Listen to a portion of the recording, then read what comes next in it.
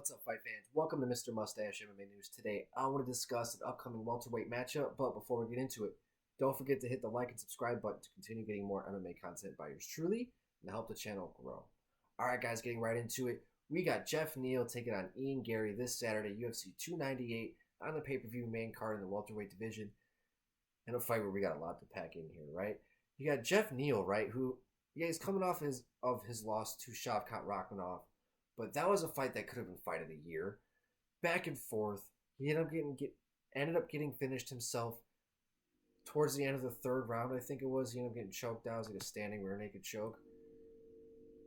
Yeah, 4 minutes, 17 seconds into the third round. But, before that, Geoff Neal is a world beater. He was the first guy to knock out Vicente Luque. He took Santiago Ponzinibbio to a split decision victory. He head kicked Mike Perry in the next week. He had the fight with Wonder Boy where he decided to stand and trade with him, which I don't know why the fuck he did that. And then he had the fight with Neil Magny where he just got grinded out, I guess you could say. But there was definitely a lot going on with him at that time. He was going through some shit. I think he had the DUI and I think he was having issues with his liver. He was going through a lot of health and personal issues back then, back in 2021. He has seemed to have rounded those issues out a little bit. And even though he's taken that loss to Shavkat, I don't think he's really lost any traction to where he stands in the welterweight division, right? And Garry, they have that history with Ian walking around with the shirt with the picture of Geoff Neal's mugshot. Fight never ended up materializing. I don't know exactly what happened, who pulled out, or what happened exactly.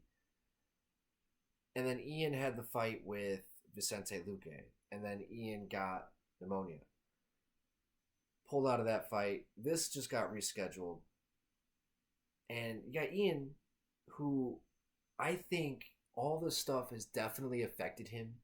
All the stuff with his woman and all that. I really do think it's going to affect him come fight night.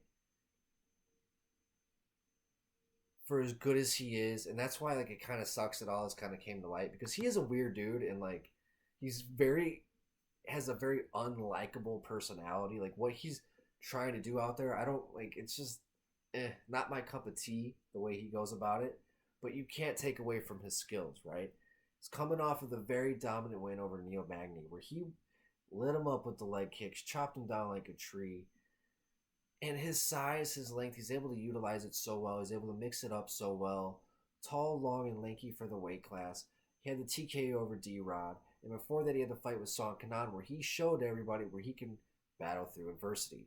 Got caught in the middle of the fight, got dropped, and he was able to really recover and finally finish himself late into the third round. So Ian, he's got the cardio, he's got the athleticism, he can recover. Apparently he's been knocked out by Leon Edwards.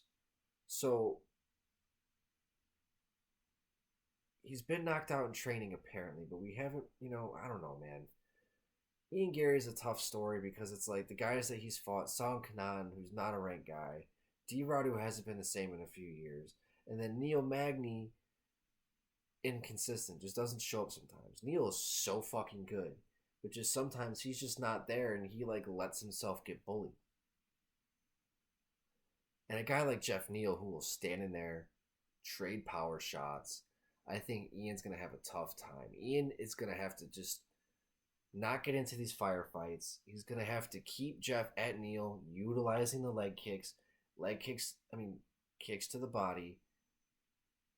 And that's really going to be his best friend, because Geoff is going to be, you have two pressure fighters going at each other. And I think that is where Geoff is going to thrive, and where Ian is going to have to make him move backwards. He's going to have to get his respect somehow. And Geoff is going to be going out there looking for blood. And with everything going on with Ian, I think there's just too much going on. And I just think that the tower is going to crash at some point.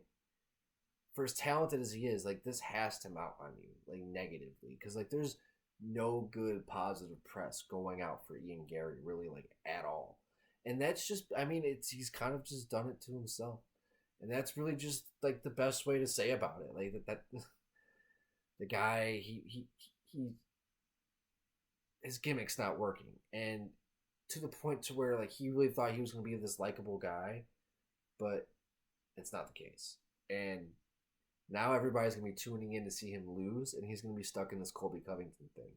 And I don't think it's gonna go well for him. I really don't. I think Ian, he's got all the talent in the world, but I think this heel position that he has solidified himself in,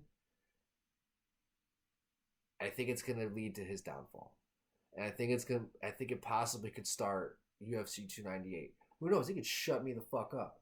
But I think at UFC 298, I really think that Geoff Neal is going to show why he is a top 10 guy in the welterweight division. Guys, let me know in the comment section what you guys think. Do you guys think Geoff Neal is going to be able to defeat the undefeated rising prospect of Ian Garry? Or do you think that Ian is going to just shut up all the silencers, shut up all the controversy, and go out there and decimate a very formidable and tough opponent?